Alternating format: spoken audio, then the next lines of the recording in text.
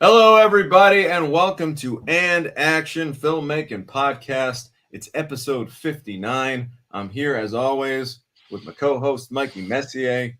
Mike, how the hell are you?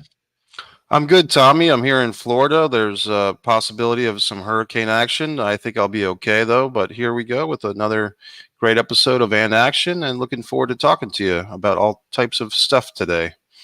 There has been an awful lot going on, let me tell you. I'm tired, Mikey. I am tired. I have been kind of just my new theory, and we'll see how long this goes until I drop dead or it just, wipes me off the planet. But my new theory is if I'm awake, if my eyes are open, I'm going to be working. Okay. I'm kind of going to just be moving forward. I've got some goals that I'm really trying to knock off the list. And I've realized that all the fun and games can be had later. Now is the time to press forward. We're still in the middle of this strike, so obviously we're finding alternate ways to stay creative. I'm writing a lot, Mike. I've got a couple of screenplays that I've written this summer. I'm landing this documentary that I'm working on that's called Knightsville, which is really exciting, all about Italian American immigrants. So I've been writing, and I've got this new show called Rushmore that I'm working on with Theo Rossi and Demetrius Steer. It's a Mount Rushmore ranking style show where we kind of just jump topic to topic and talk about all different kind of fun pop culture stuff, some movie stuff, but really non-movie stuff, which is kind of exciting because as you know, Mike, my whole life is surrounded by cinema in one way, shape, or form. So it's fun to get on this show and just kind of chop it up about, like last week we did this last episode, we did greatest sports heroes of all time. And we all just kind of ranked our favorites. So that's been kind of like my fun, but it's still kind of work because we're still Is that a is that together the show. is that a daily show? Because I've seen in just a couple of weeks you've cranked out.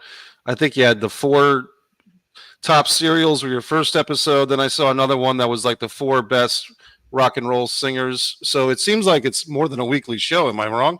No, you're right, Mike. We're trying to just create as much content as we can while we get the channel off the ground, so that when people do arrive at our destination, Rushmore Channel, there's more than just one or two shows, and they can see a little bit of a backlog. So yeah, we've been cranking them out, and I think a lot of that we're just trying to find our stride as a team, as a commentary team. That's a three person show as opposed to this, which is a 2-person show, and we hear this all the time in the wrestling industry. A 3-man booth, so to speak.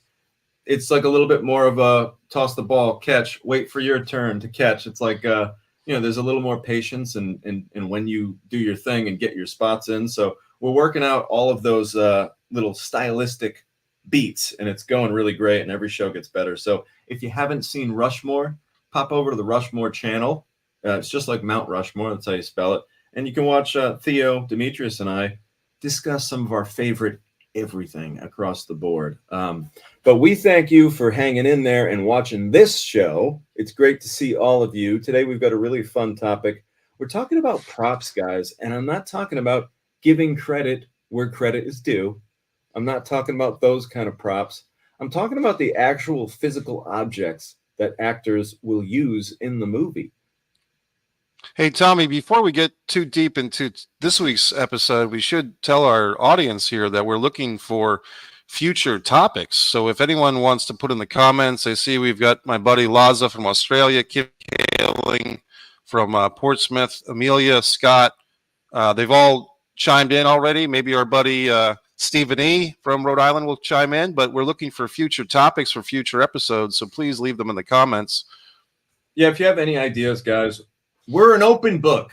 We'll talk about anything involving movies. If you want to, dig deeper or dive deeper into some of the things that you've been wondering about all this time. If you have any questions, if you're a filmmaker yourself and you're looking to maybe start a new project that you want some more info on, drop it down in the comments, and Mikey and I will handle it in the coming weeks. And if you haven't already, guys, we really appreciate this. Pop over to my YouTube channel. It's what you're watching this on. And if you haven't already, please tap that bell, the notification bell, hit that bad boy, and make sure that you subscribe. It is so important as content creators to get that kind of support. So thank you all for doing that. And yes, Scott, I see you there, brother. I see you.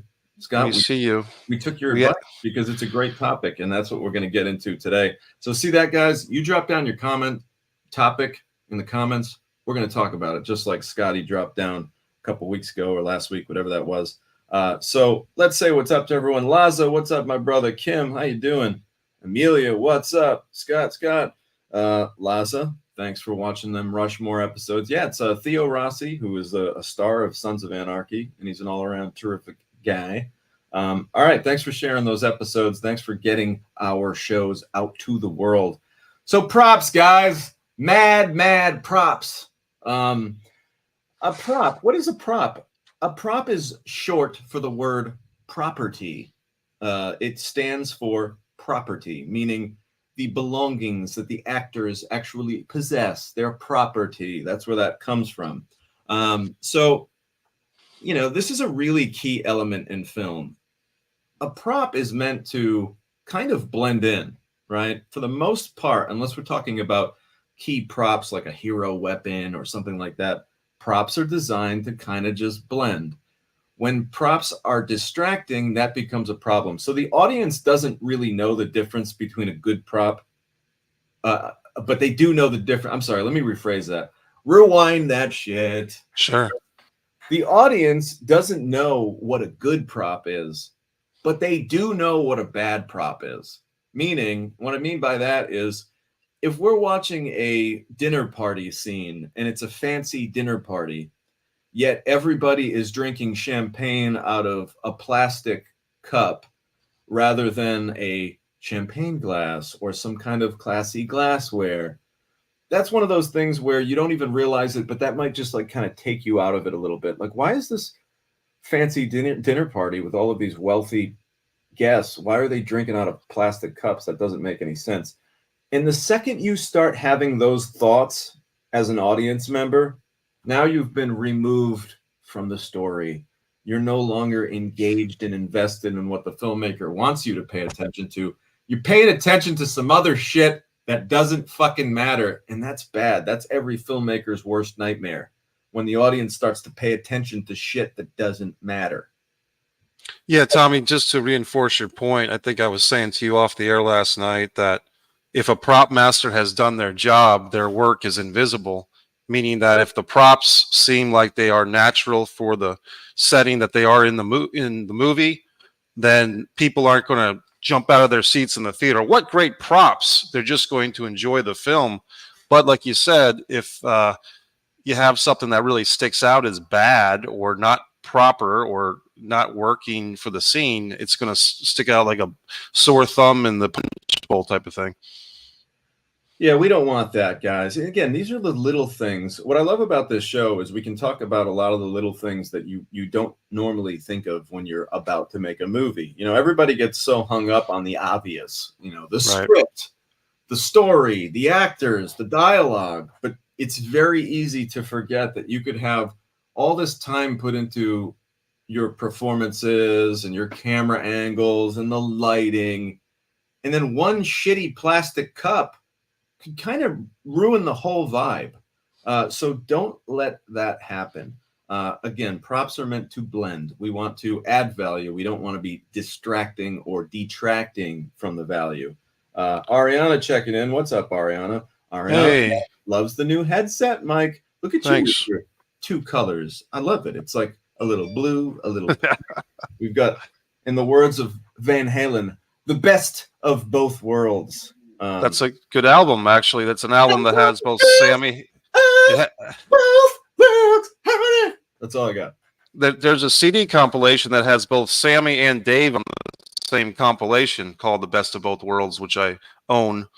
Okay, so that's why that's called "The Best of Both Worlds." It's got Sammy and David on the same album. Yeah, on the same collection. It's a 2-disc set. 1 disc of Dave and 1 disc of Sammy. Well, we love that.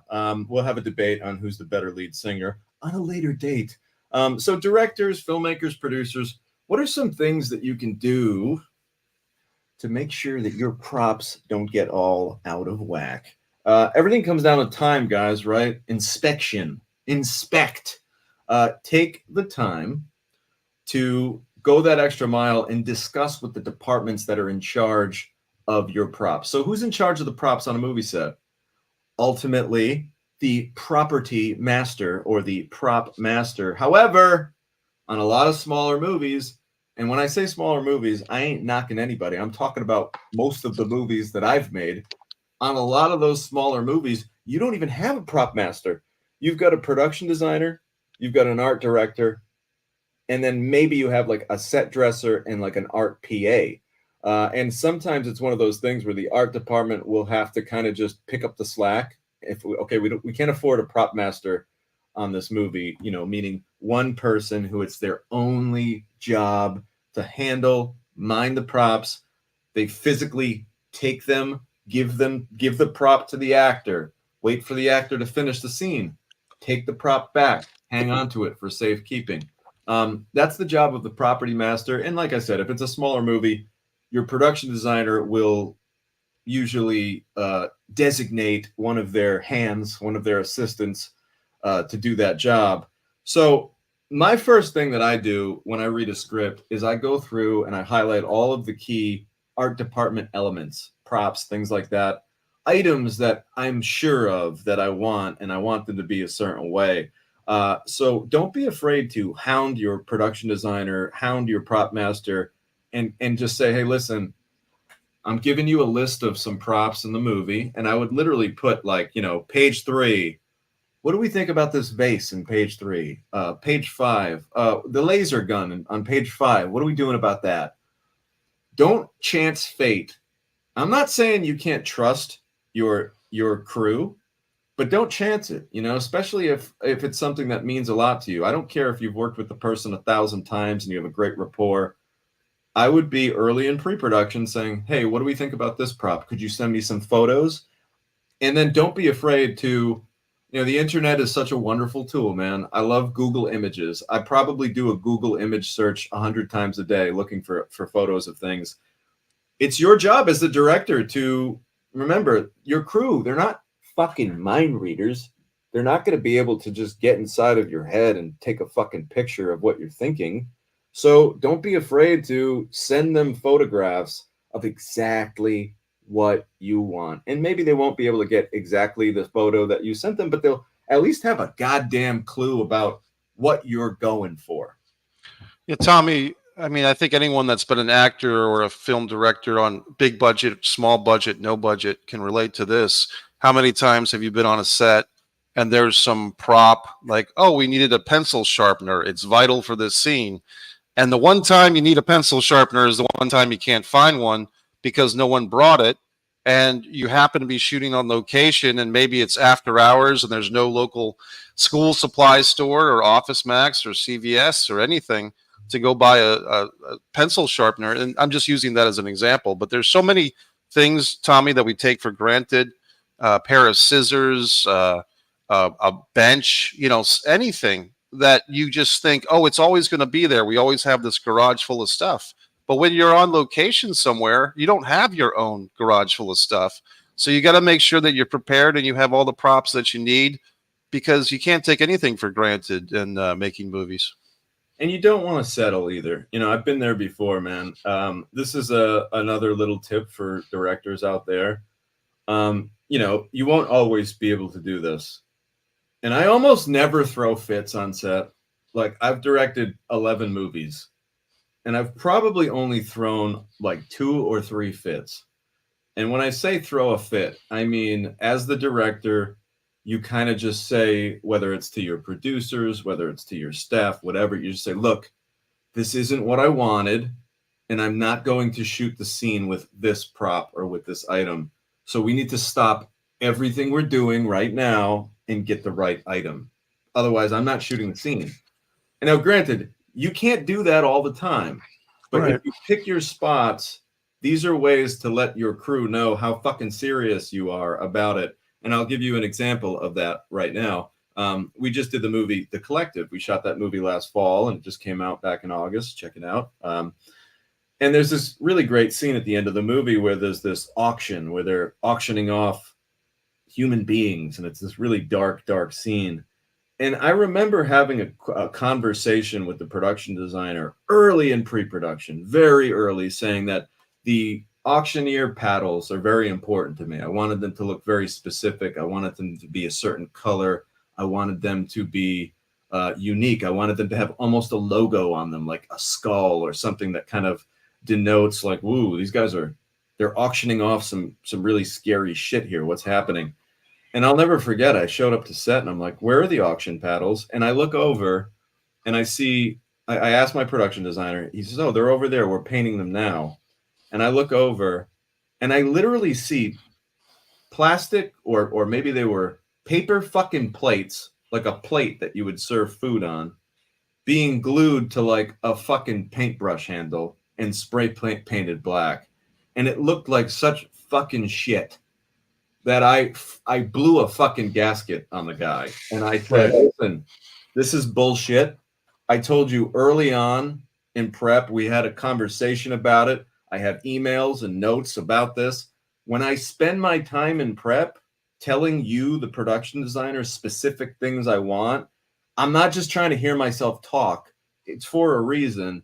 And I felt really disrespected that this guy would kind of just like, as an artist, I have this creative vision. And you're just like, yeah, you know what? We're just going to get some paper plates and spray paint and black. Like, and I was just shocked. And I remember just saying, I didn't swear. I didn't, I try not to swear at people if I'm going to blow a gasket.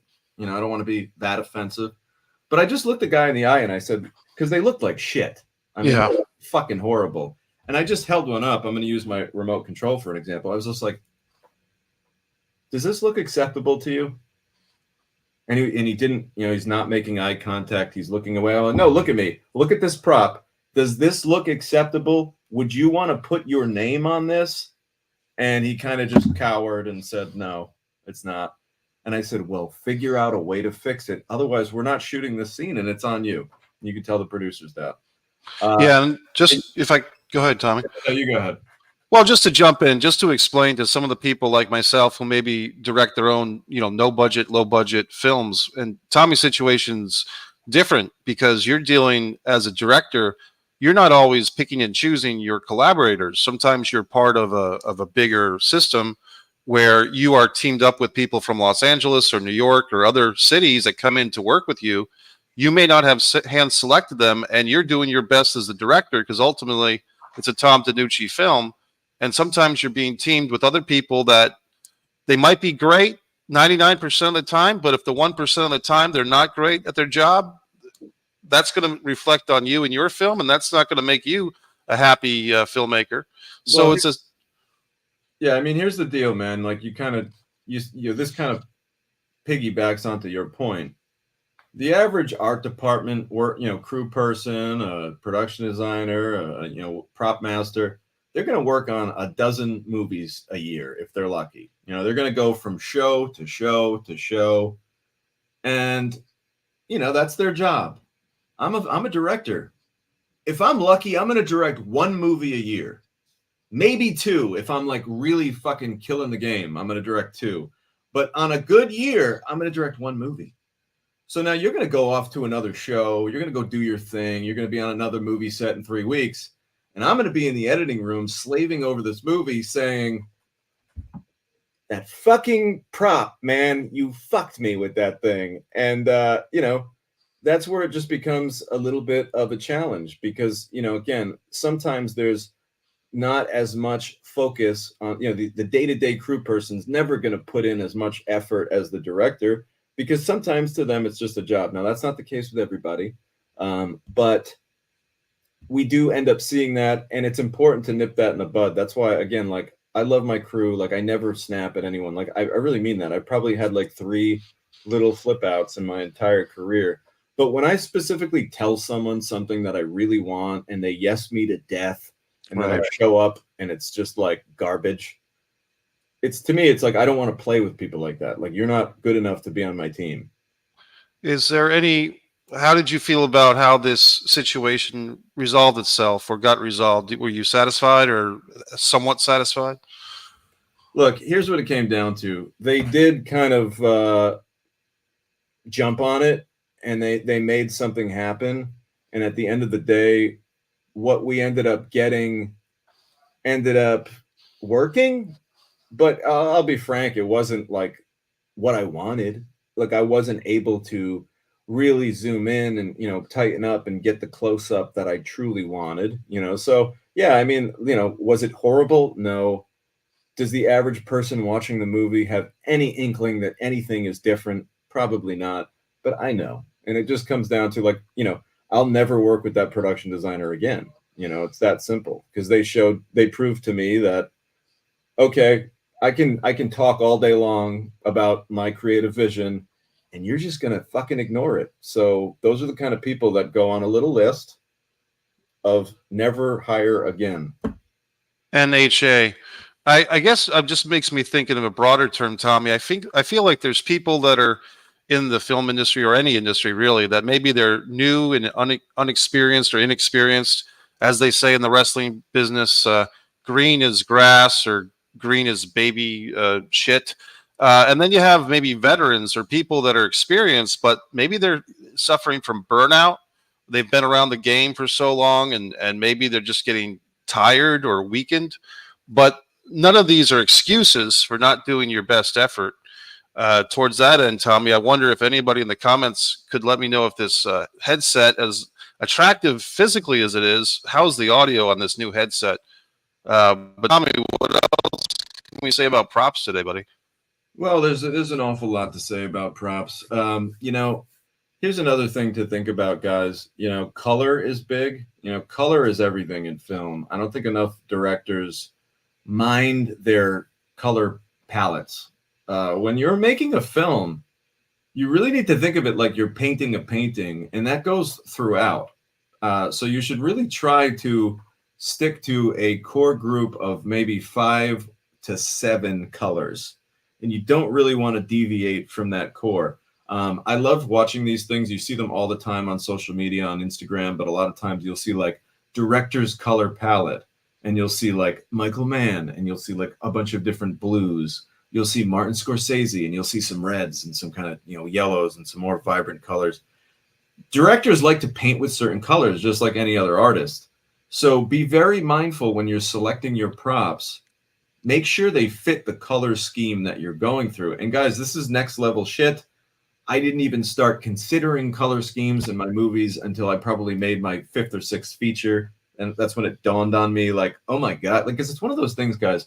If you stay true to a color scheme, individually, scene by scene, you don't notice it.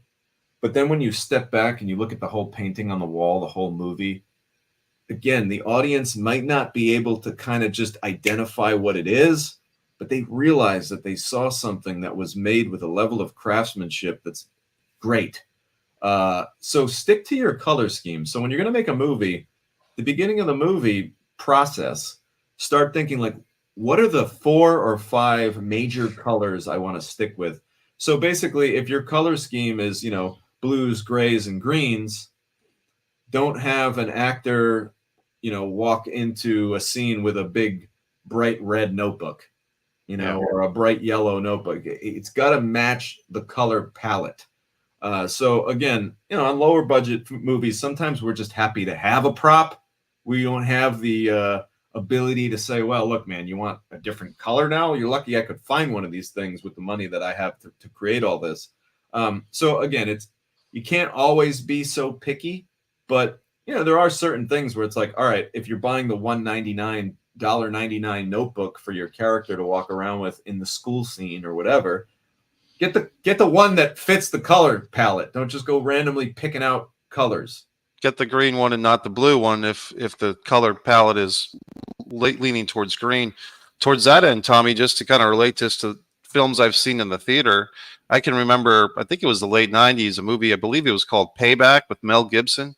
It came out and it had this very extreme blue kind of vision for the film. Like I think it was a filter and just everything felt very deep blue, like steel blue throughout the film Payback. And I remember that was a topic of discussion for people that saw the film because it was it was actually like a visual aesthetic for the film that actually meant something. So I know what you're talking about. Yeah, it's really cool when you're watching a movie and that notion creeps up on you, like, oh wow, the filmmakers are trying to do something a little extra for my entertainment pleasure. You know, it's nothing in a movie should happen by accident. Everything should be methodically planned out. You're literally creating a world. Like, when do you ever get to do that? Let's stop for a second and think about how lucky we are as artists, as filmmakers. Like, we have the fucking keys to an entire world that we get to create. We get to decide what colors people wear. We get to decide the kind of clothing they wear, the objects they handle. So, like, don't just willy-nilly that shit when you're selecting. Remember, this is your entire world that you're creating. So pay attention to that kind of stuff, because it's amazing how something as simple as an inanimate object in a film can really make a difference. And we're going to talk about that now. So, like, get creative. Like, some of the greatest props that are made for, we'll talk science fiction for a minute. Science fiction's fun because, these are the kind of props that you can't go to the store and buy. Like, you can't just go to the store and buy a futuristic name that item. So you have to, as an artist, create. You need to extrapolate. You need to think about, well, what do we have now that maybe they'll have in the future? So here's just a great example of, in my opinion, one of the most iconic props ever. Take Han Solo's blaster from Star Wars, right? We all know it. It's very iconic. That blaster gun that Han Solo has, really good looking pistol. It's got like a nice handle on it. It's got almost like a clip, like a little magazine. It's got a little scope. Very Han iconic. shot first. Yeah, Han definitely shot first. It's an iconic weapon, right?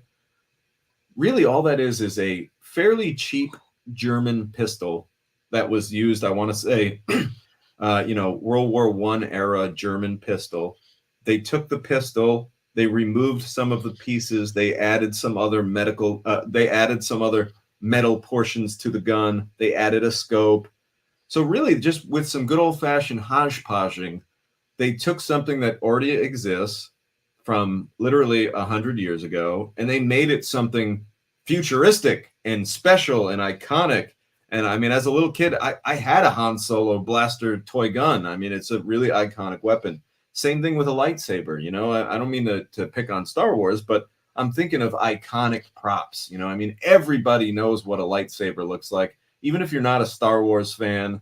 My grandmother, rest in peace, if I went up to her when she was walking the earth and I said, "Grandma, what's this?" She'd say, "Oh, that's that lightsaber thing that they have in the Star Trek." She probably would have said Star Trek instead of Star Wars, but still. My point is, everybody knows what this prop is, and it's just iconic. It's simple. It's classy, and somebody designed that.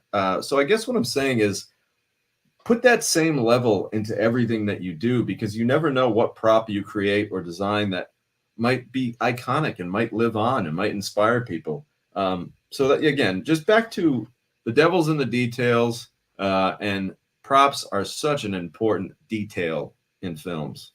Yeah, Tommy, just when you mentioned the lightsaber, it just reminded me, I've been watching these YouTube videos about the Back to the Future movies, and the DeLorean was originally written as a refrigerator for the time machine for the Back to the Future movies. And so whoever or however they switched from a refrigerator for, Doc and Marty to go through the future into a DeLorean, good choice, because I don't think people would, put the refrigerator on the same mantle of awesome props, almost like a Rushmore of props. There's an episode for you, Tommy, for your new daily podcast. You can put me down as voting for the DeLorean and the lightsaber for 2 at least.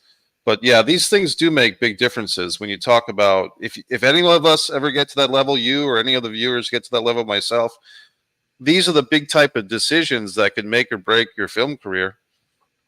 And I'm pretty sure you can't go 88 miles an hour on a refrigerator. So yeah, you would never be able to generate enough power to activate the flux capacitor in a fridge. I'm glad they changed that. All right. So guys, we all, I don't want to beat a dead horse here. I don't even want to be anywhere near a dead horse. I love horses. I'd hate to see them die. So that said, take the extra time to inspect, ask questions. Hey, send me a photo of that. Send me a photo of this. Send me some pics, please. I want to see what I'm working with. Okay, so here's another one. And this is important for a lot of, low budget film. This is the key to low budget film. if you don't have a prop or you can't afford a prop, scour your social network and ask people for the specific item that you need. Because here's the deal, guys. For some reason, people, like the more you work in the movie business, obviously, the more it becomes like a job to you. And like any other job, you can become jaded. You can maybe not realize how exciting it is, maybe not realize all the great, cool things you get to do. And you start just peeling all the cool shit back and you just look at all the annoying bullshit that you have to do to be successful, which is, like I said earlier in the show, not sleep. Every time you're awake, you need to be working. Lots of disappointment, lots of hard work, lots of rejection. All of those things kind of start sticking out, and you don't realize like what a fucking privilege it is to tell stories and make movies. So this is a roundabout way of saying, don't be afraid to ask people, because people love movies. And they would love nothing more than to say, like, hey, we need a red PlayStation controller for this scene in the movie. Jimmy, can we borrow your red PlayStation controller? Yeah, I have a red PlayStation controller. You can use it. And then they're going to go tell their friends, my PlayStation controller's in that movie, And I know that sounds ridiculous, but people really do get excited by that shit. Hey, Tommy, I just what you said reminds me, I believe for Vault, there was like a prop call for 1970s objects, and that I thought turned out pretty successful from my memories. Do you want to talk about that experience? Because you kind of reached out to the community in Rhode Island and Massachusetts at large, and I think people helped out quite a bit, if I'm not mistaken. Yeah, we did. We did what's called a... So let me back it up a minute, because I actually have Vault on my notes here of some things to chat about. So I made a movie called Vault, and it takes place in the 1970s. And the unique thing about making a period piece is obviously everything that the camera sees needs to be authentic to the time. And for the most part, we're talking about all items that just can't be bought in the store, unless you can go borrow Mike's DeLorean, hop in that time machine that he was talking about, or the refrigerator. You're not going to be able to go back to 1975 and walk into a Walmart of the day and get yourself some 70s china or a 70s backpack. Whatever you need needs to be specially made, specially brought in, specially acquired. So what I did was I put out a blast on social media for a junk drive, I called it. And basically I was like, hey, do you have any old junk in your garage or in your basement lying around from the 50s, 60s, or 70s? I don't care what it is, I'll take it. And we gave an address, which was our production office. And there was a couple different time slots where people could show up and drop off all their 70s accoutrements. And, look, we didn't get anything earth shattering, but we got a lot of tables, a lot of chairs. We got a lot of, knickknacks. And I believe the proper term is called smalls. That's a term that you'll hear, like just small items, that you might the kind of items you put on a shelf or you'd put on a dresser, a counter, whatever. So it was effective. And guess what? It was 100% free. And as people came down to the production office, they got excited about it, man. We made it a thing. I met some people. I took some pictures with people. And sure enough, I remember having a couple of conversations with people after the movie came out and be like, hey, that was my container that was in the kitchen forever, that I saw that on the shelf in the movie or whatever. So, again, don't be afraid to reach out to the community, because people really love movies. There's a true excitement that is involved with, hey, I'm going to help this movie out. And wow, look, there's my old TV in the background. My fondue dish, or my lava lamp, or my glow-in-the-dark poster of Led Zeppelin. Tchotchkes is what Grandma used to call those little items, Tommy, that you gave the proper film term to. But I always like the term tchotchkes because it makes me think of Joni Loves Tchotchkes. Mike, I actually wrote a script. It's an action movie, too, which is weird. And I had to type out the word tchotchkes just like 6 weeks ago. And I used that term. It was the scene took place. It's a guy who's like basically runs a pawn shop out of like a marketplace. And I wrote that, various tchotchkes crowd the table or whatever the fuck I put. But yeah, I do love that word too. And it's spelled kind of funny, tchotchkes. I'm not going to bust it out now, but I think it's CHAT-CHIKS. IKS. Is that it? It's Tchotchkes. a funky looking word. So I think you're probably right on that one. Let's take a pause and check out some of the and action questions here. Looking for recommendations for future episodes, folks. Please don't be shy. Yeah, don't be shy. Drop down your ideas. We'll talk about any and all that is movies. Good props do a lot. TV, pro wrestling, etc. My favorite pro wrestling prop is a good old fashioned steel chair. Andre Sanchez, baby shit. Yeah, man. People don't want to put that extra mile in, and it's like, well, that's how you get cut from the team. Ariana says, I worked as the assistant to the props designer and the props master for a prop heavy play in college, and it's a lot of work, especially when they need to be durable. Yeah, that's a good point. You know, I've worked on movies where props break right in the middle of the scene, and you gotta that's a good point. Have backups if you can, you know, especially we're gonna talk about weapons in a minute. That's particularly when you want to have backups. Okay. I worked that's double entry. Message. Ari, what's up? Hey, how's it going, Ari? How you doing, buddy? Yes, I didn't miss this episode. What's up? Well, I'll tell you what's up, brother. We're talking all about props. And yeah, let's talk about some of the kind of more interesting props.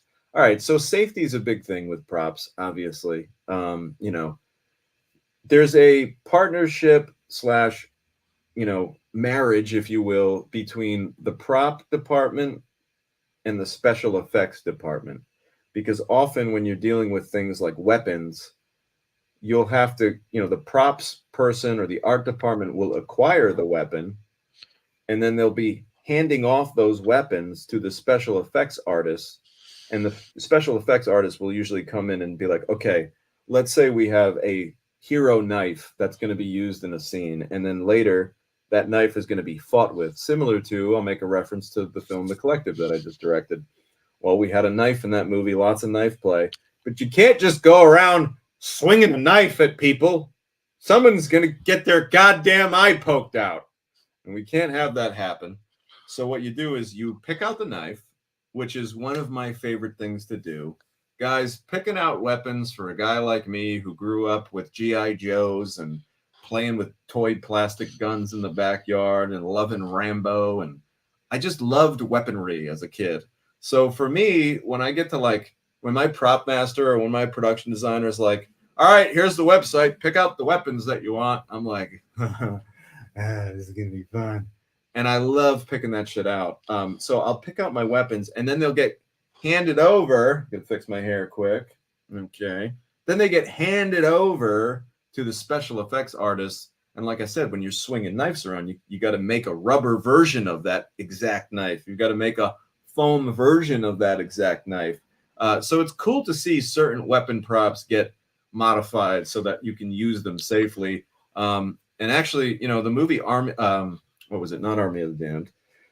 Johnny and Clyde features, we're going to talk about our good friend Nick Principe, who was basically like a big crazy Viking in that movie. And he had an axe, because, I mean, what kind of Viking doesn't have a battle axe? Sure. So he had this big battle axe, and it looked pretty good on camera. It didn't look amazing on camera, I'll be honest, but it looked pretty good. But really, the whole thing was foam. It was just made of foam. And I remember during one of the scenes, he hit someone with it, and it broke. And luckily, we had a backup. And of course, we broke the backup too. Oh, and we ended up having to like just fashion it together, and it ended up working. But the point is, if your budget allows you to, if there's a key hero weapon of some kind, make sure you got a backup, because if that thing breaks on set, you are effed. And you know, again, you're just going to compromise a lot of the angles that you want, and you're not going to get what you ordered. Yeah, and that's a great point, Tommy. When people do it, sometimes, you know, for bigger budget things, projects, sure, this is easier, but even on a smaller, no budget, if there's a situation where a t-shirt has to be ripped off, you know, Hulk Hogan or Incredible Hulk style, if it costs you $5 more to get a second t-shirt, please do, because maybe the first one gets kind of botchy, or maybe the camera is on pause or something ridiculous. So even on something simple like that, if you can have 2 notebooks instead of 1, if you're going to break a pencil, have 2 pencils instead of 1, or even 3, because you never know when a backup prop is going to be necessary to get what you want, get what you want accomplished on film. Yeah, and it's so funny, Mike, because like you said, like everything is a prop. Like a pencil, okay, great. Sounds like an easy thing, right? But it's not an easy thing to acquire at 3 o'clock in the morning if you're shooting in a barn in the middle of nowhere, you know. And like Mike said, it's like, well, fuck, we need another pencil. Well, we don't have them. Another one is cigarettes. You know, cigarettes are bad. Kids don't smoke, but there's a lot of smoking that happens in movies, and that falls under the category of props. So I've worked on a lot of movies where, oh shit, we're shooting this scene. We're running out of cigarettes, and you literally have to have someone go out and get cigarettes. Now, here's the thing: if your actor doesn't smoke, they're not going to want to smoke a regular cigarette. They need a prop cigarette, which is really just a prop cigarette to me. And I have dabbled in cigarette smoking in my day. To me, I'd rather smoke a real cigarette than a prop cigarette any day of the week. The prop cigarettes are nasty. They taste gross. They're basically like various roots and plants that are just mashed up and put in a cigarette. So again, specialty items, something that needs to be ordered online. Make sure you have enough of them, because when you're shooting a scene with cigarettes, man, you just go through them so fucking fast. You don't want to have a continuity issue, so make sure you got that. Guns, guys. Let's talk about guns for a second. In my entire career, I've only worked with, as a director, I've only worked with prop guns that actually fire a blank one time. And it's very intense and it's very scary. It's loud as all get out. And it can be just a process. It adds so much time to your day because there are all of these, and rightfully so, safety stipulations that need to go in place. Weapon is hot, handing off the weapon. Boom, fire in the hole. Everyone needs earplugs. It becomes a fucking thing. The crew is always a little jumpy when there's actual firearms on set. And like I said, rightfully so. We all know, I don't think we need to bring up the Alec Baldwin tragedy. I don't think we need to bring up the, Jason Lee tragedy. We all know the awful things that guns are capable of when they're not handled correctly. So for me, guys, my new thing, and maybe this will change someday if I ever get to work on a massive movie or something like that has the budget and the time to do these things. But for me, my new rule is I just almost always prefer to work with replica weapons. Nothing fires. There's no bang. There's no boom. We do all that shit with CGI, visual effects, and post. Because here's the deal: there's nothing better than being able to make an announcement to your entire cast and crew. Guys, I just want everyone to know you will see a lot of weapons on set. However, every gun on set is a non-firing replica prop. And you even show them, if anyone would like to come up under the supervision of the weapons master, come up, inspect the weapons, and I'll show them. I'll go right up to the actor with the gun. They look, see, nothing in here. This is a dummy gun. And even with that, Mike, one last thought on that. Even with that, you have to treat the dummy gun as if it's loaded and it's a real fucking gun. These are just natural gun safety precautions. You treat every gun like it's a real weapon and it's loaded, which means no pointing at people, no brandishing, none of that tomfoolery. I would like to give John Del Ponte, JDP, some credit on the Anders Manor 5-minute teaser that I believe was filmed in 2016, the summer of. JDP, I think you had assigned, you were the director of this teaser, and assigned JDP as everything, basically props master, weapons, everything. And he very soundly took me aside because I had a rifle to shoot, a prop rifle, and JDP went through the whole thing with me, showed me that it wasn't loaded. There was not even blanks in it because you guys in post-production put the gunfire in with editing effects. And I felt very reassured by that. And I think another movie that I did for you, Tommy, the Mick and the Trick in Pennsylvania, I believe it was our buddy Nick, once again, from Laid to Rest. And he did the same thing. So I appreciate when you have guys like that are trusted. they look like I mean, this is a compliment. They look like they're guys that know their way around weapons, and they do. And so it's very assuring to people. And I guess I'm just putting this out there because I know that a lot of our viewers, Tommy, might be, still in college or film school, but it's never too early to get in good habits when it comes to these type of things, to weapons and making your cast and crew feel as safe as possible. Because like you said, and we're not going to go down the Rust rabbit hole here with the Alec Baldwin case, tragedy, but this is real life, folks. And whether it's the Midnight Rider film from 7 or 8 years ago with the tragedy there, or Rust, or Brandon Lee, or the Twilight Zone, there have been tragedies on film sets. And the reason why people still talk about those horrible situations is really out of fear, because everybody wants to be, a lot of people want to be in the movies, and a lot of people want to be actors, but everybody wants to go home at night to their families or to their home or to their pets. And they don't want to go home, in a body bag or even injured. So you got to put safety first.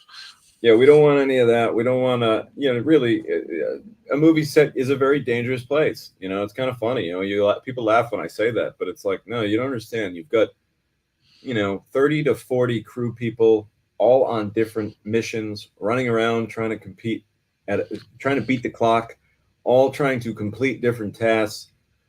That's like a big traffic jam of a pattern of people moving all about, and just crazy shit can happen because what are we always doing on a movie set for the most part? We're almost always rushing, right? We're almost always racing the clock. So we all know that when you rush, things can sometimes get fucked up and you make mistakes. That little extra, we get that nervous belly sometimes. So we're trying to remove all nervous belly with this show so that you can kind of have a better grasp on things when you do encounter some of this. All right, guys, we're going to wind it down. I think, the important thing is with a prop, you always want it to be blend in, look realistic, and make it believable. Don't make it stick out. And with that, perfect timing. It looks like the leaf blowers are out next door. It's a good thing we're winding this show down. You missed me this week, you motherfuckers. You should have came 45 minutes ago. Sorry, I have an ongoing battle with my landscaping. This is the most landscaped neighborhood in America. If one fucking blade of grass is out of whack, a motherfucking team comes, 9 guys jump out of the truck, and they come out individually with one fucking scissor, and they cut that blade of grass, and they get back in their truck. Was there any update on the porches situation from last week, Tommy? Yeah, I got a quick funny story for you guys as we wind things down. I'm working on the porch here, which if you've been to the porch, it's a porch. There's glass windows everywhere. I'm encased in glass. And I have my curtains closed, and I'm playing a little music, and I'm doing my thing. I'm trying to write. I'm just trying to concentrate. And I'm hearing the weed whacker going. Landscaper's got the weed whacker out. And I'm just hearing like all these noises, like pebbles being kicked up against the wall. And I'm like, man, he's getting after it today. And then I just hear, fuck, motherfucker, fucking stupid, fucking house, fucking bullshit. This is fucking bullshit. And I'm like, man, this is my landscape. This is the first time this guy's done my lawn. I tried doing my own landscaping this summer. What a fucking nightmare. I just didn't have the time to do it. It was a bit of a disaster. So I hired this guy. First day, he's swearing like a fucking sailor outside of my house. And I'm saying to myself, like, 2 things. I'm like, one, buddy, take it easy. We're talking about whacking some fucking weeds. What are you getting all bent out of shape for? Like, then I was actually impressed. I was like, you know what? This guy takes a lot of pride in his job. He's that committed and into it that he's like, fucking weeds, fuck. And I'm like, wow, this guy really does his job. Then I hear, uh-oh. And I go and I answer the door, and he's like, Tom, I'm really sorry, man. I've been doing this for 10 years. I've never done this before, but I fired a rock right into your window. I shattered the whole window in the porch. And I'm like, and I didn't even fucking notice it. Yeah. You never hear the shot that gets you. And then I look outside, and literally the entire fucking window is just shattered. It looks like someone fired a gun at the window. So anyways, I got it replaced. It's all good. good. But the bottom line is this neighborhood, they're out to get me. The landscapers are firing projectiles at my shit. And it's getting pretty intense in this neighborhood. So that said, guys, I think the final thoughts here are just I did want to mention a couple things. A couple of my favorite props. Speaking of John Del Ponte, I did a movie called The Santa Files, which was about these really almost like inventor type adventure kids that like to create things. They have their own little laboratory. And one of the creations was this web shooter, which was basically like a canister that they fire like a bazooka and it shoots a web out and it can trap someone in their web. And John Del Ponte fashioned that. I said, you know what? I would love to go Home Alone style with him. And we're just shooting the breeze. And I'm like, wouldn't it be cool if it was like an old school mailbox that they kind of fabricated and hollowed out? So John took a mailbox, he painted it a certain color.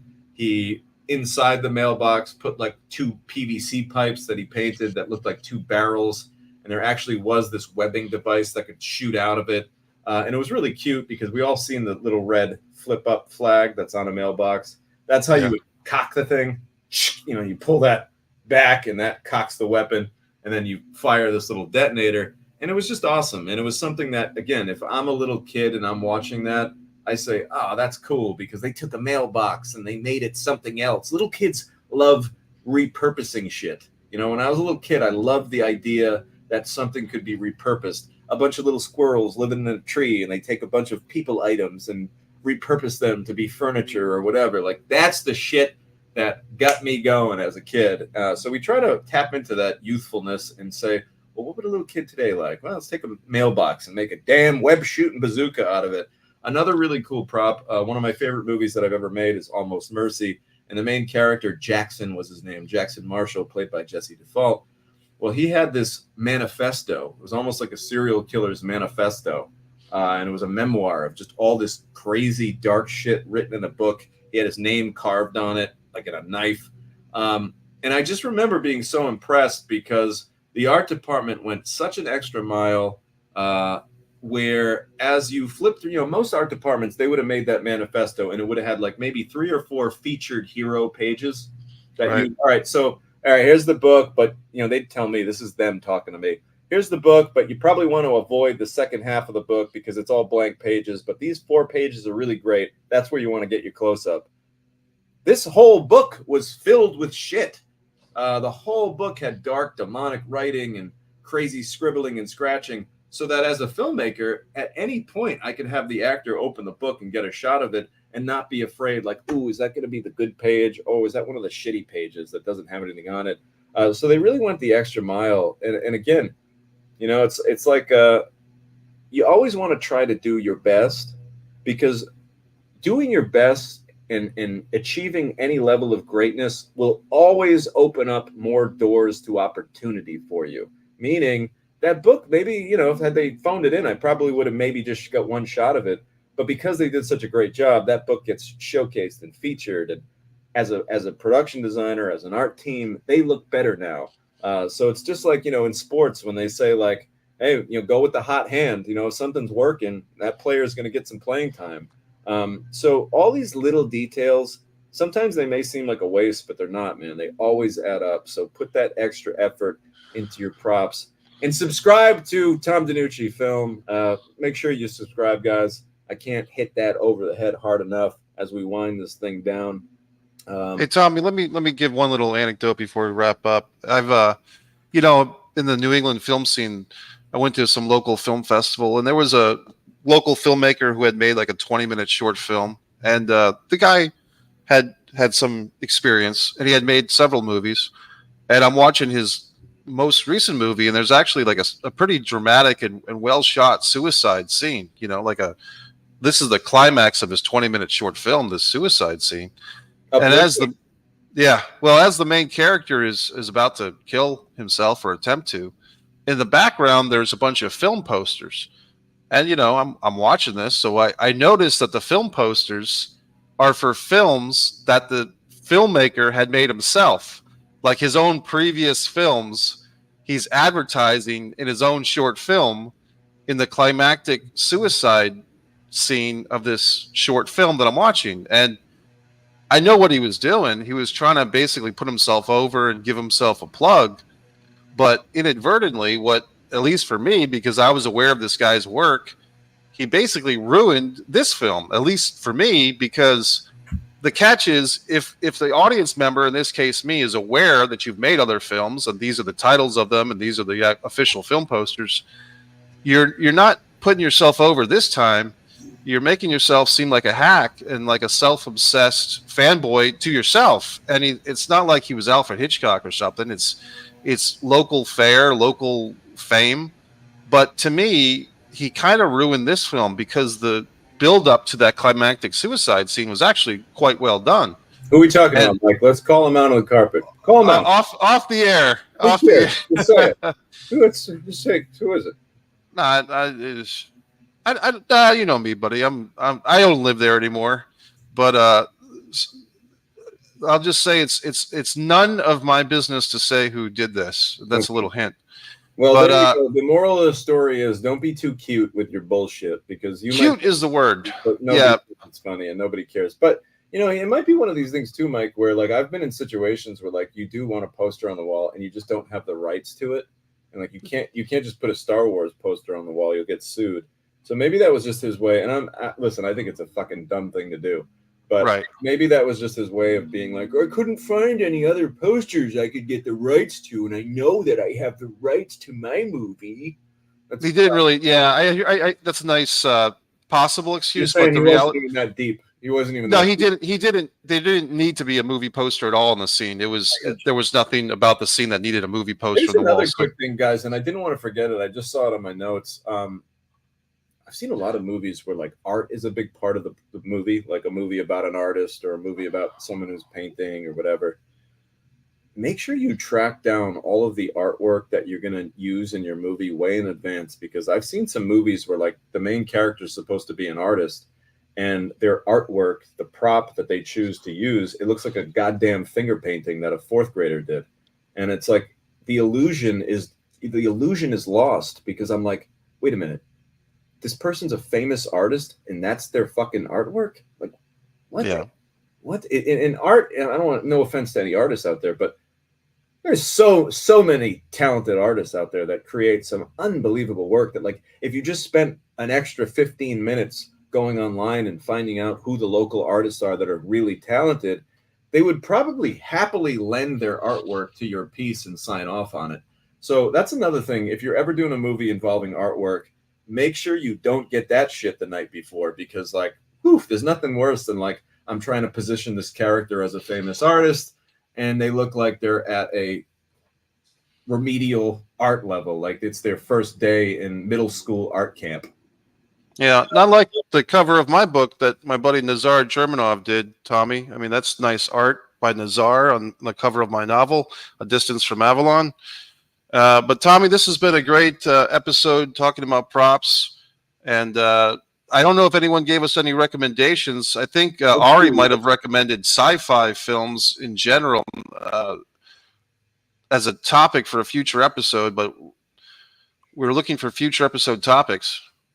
Yeah, Ari, I'd love to see reviews on sci-fi noirs. We don't really do reviews here. This isn't much of a review show. We try to talk about like topics, but maybe we could talk about, you know, science fiction in general and some things to think about. I've personally never done a science fiction movie.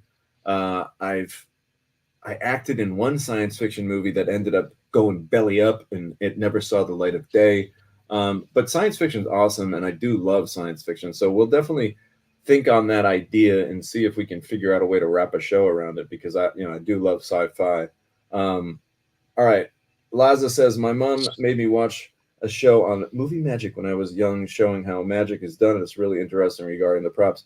It's true, man. I mean, a lot of making movies is an illusion. It's all magic. Ari says, props are great to have in scenes that require movement. I've worked with actors that get locked or frozen in the moment. I had a director having us do laundry. It felt fluid and real.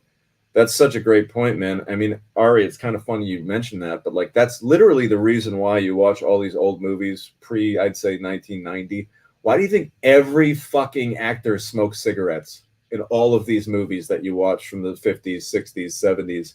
Because it gives them what's called business.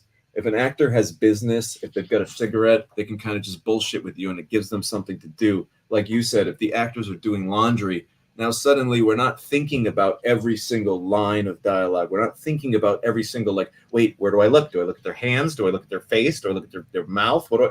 You're just doing shit. So yeah, giving business and having props that you can handle some business with is always going to help. Laza says, I love the Cactus Jack barbed wire baseball bat. Was a cool weapon. Very cool weapon. Very cool prop. As if a baseball bat wasn't dangerous enough. Let me go spooling some barbed wire around it. Guys, I don't get to say the word spooling enough. I just don't. And I'm glad that I could say it, to spool some barbed wire around a bat. I used to love the Rambo collectible knife. I think I still have it. Laza, that's a pretty cool prop knife you have right there. That knife was gnarly. How memorable. The specialized weapons that were Johnny and Clyde were so great. Thanks, brother. It was really fun to I like Johnny. I like Clyde's. She's got like a little 357 Magnum, which is a nice little piece. I love movie guns. Movie guns are great when they don't actually fire. You can't beat films like Scarface and Die Hard with movie guns. Facts. RoboCop gun is another level prop. Came right out of the side of his leg. Who doesn't remember that? I love The Crow. It's based on a comic book. I believe it's unfortunate that Brandon Lee died on set. Yeah, it is. Gone too soon. Who knows, man? I always wonder, like, what would have become of Brandon Lee's career. I think he would have had a really good career. Yeah, I think so too, man. Also love Brandon Lee and Showdown and Little Tokyo. Tommy, you should do a movie parody of them cutting the grass. Trust me, I want to cut a lot more than the grass when I see them. Even when we filmed No Flip Phone, yeah, man, they were just surrounding us. I love how they use weed whackers in CCW wrestling. That is crazy. I would never do a weed whacker spot. No thanks. You can't whack this weed. Nope. I thought Tom was going to elbow drop him. I was getting so upset. You can tell. Here's how you can tell when I'm getting upset. I get very quiet. I just don't say anything, and I'm just kind of the quiet boil of anger. Yeah, you can tell when I'm upset because this vein in my head starts to pop out. It's not a good thing. Sounds like the book from Evil Dead. Scott says, great episode. Thanks for noticing my suggestions. Look forward to next week. Scott, we look forward to seeing you next week. I'd love to know about the editing process, color grading. Color grading is a good one. We could definitely put that on the list, and just maybe post-production. Maybe we'll just do a nice post-production episode. Scott, we love these ideas. Scott's going to become an associate producer on the show before you know it. Laza says, I had an idea regarding a movie, television versus pro wrestling booking, writing that you could do on an action. What do you think? That's an interesting idea. I mean, I'd say it all the time. I use wrestling in my repertoire a lot. Okay, guys, thank you so much for the suggestions. Thanks for hanging in. This has been a great episode. It's funny, at the beginning of the morning, I said props. What do we really do about props? And here we are. We chatted for over an hour, had some nice conversations, got some great interactions. Remember, if you haven't, turn on that notification bell on the Tom DiNucci Film channel and hit me with a subscribe. Do the same for Mike. Go over to MikeMessier.com. I'm on Instagram at Tom DiNucci. And please do pop on over and check out Rushmore Channel. It's at Rushmore Channel. And give that a subscribe too. That's my new program that I've got with Theo Rossi and Demetrius Steer, and we're ranking everything. So we appreciate it, guys. It's been a great day. Have an awesome Tuesday. Have an even better week.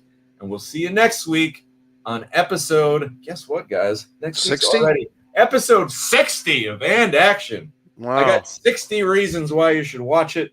We'll see you then.